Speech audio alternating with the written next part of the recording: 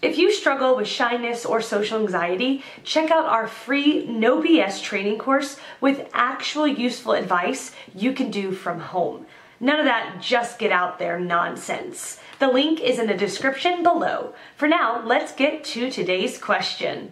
The question, how can an introvert feel comfortable hanging out with multiple people? Answer by Dushka Zapata. This introvert, me, feels, sort of, comfortable hanging out with multiple people, when they are all people I love.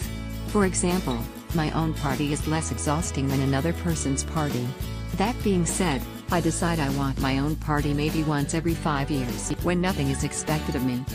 I am not there to network or work the room or meet people or hand out business cards. I refuse such assignments.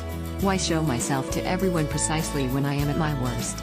There are other ways to meet new people that play to my strengths when I am in the company of an extrovert. The talented, effervescent extrovert happily, naturally does all the work and I stand there and contribute rather than carry the conversation. Keep a few extroverts handy for such occasions. I can't recommend them enough. When the multitude of people are strangers, but held together by a common interest. Hello, Quora reunions. Speaking of which, my beloved friend Franklin Vo is a shy extrovert and I'm an outgoing introvert. I hang out with him at Quora reunions and we have interesting conversations with so many people. I invariably stay way later than I ever do. Hooray for extroverts when I can prepare. For example, I message people before the event and say I want to catch up with them. Then I can focus my attention on meaningfully talking with, say, 4 specific individuals, and let everyone else fade into the noisy background. Even when I can't prepare, determining to have a few good conversations rather than many quick ones helps a lot. When I can take breaks, I step outside. I hide in the bathroom. I, physically, lean into my extrovert inside. When I give in to the fact that I am going to be uncomfortable. Just because something makes me uncomfortable doesn't mean I always have to run from it. Making peace with the situation is less painful than fixating on avoiding it. When I can plot a smooth getaway.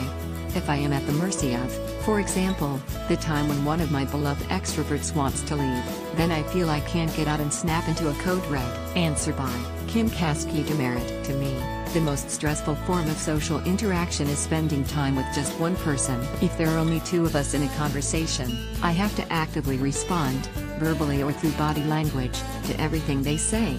I have to be attentive constantly. If there are 3 of us, I can often take little breaks from that responsiveness, and just sit back and listen as the 2 others carry the conversation. I don't need to make eye contact as often. If there are 4 of us, I have the time to mull over things in the conversation that do interest me and give a more thoughtful response to those things. The more people involved in an activity, the better. I'm quite happy to enjoy interaction in a mostly passive way.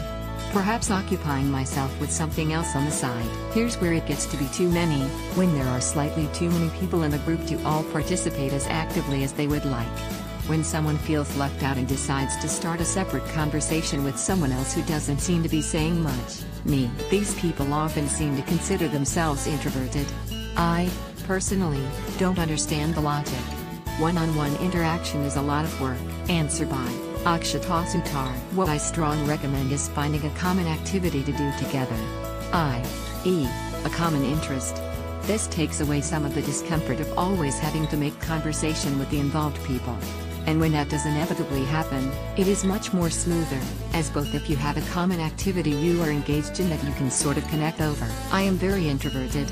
However, I go social dancing every Sunday. I enjoy it immensely. I meet and talk to many interesting, new people each week. Since all of us are there to dance mostly, there is no pressure to keep talking. In fact, there are many blissful moments where you and your partner are just grooving to the music, with minimal talking. And at the end of the dance you introduce yourself to each other and get talking. Even small talk is so much smoother when there is a common activity involved.